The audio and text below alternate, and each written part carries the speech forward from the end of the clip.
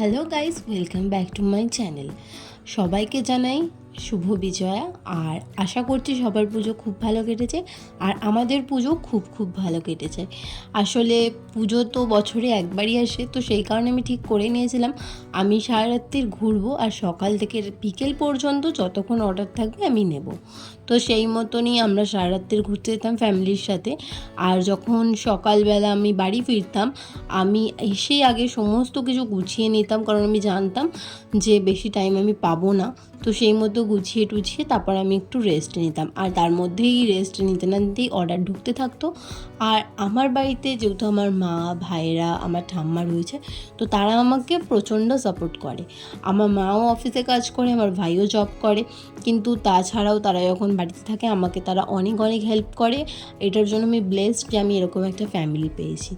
আর আমার ছোটো ভাই তো সবসময় আমার সাথে রয়েইছে।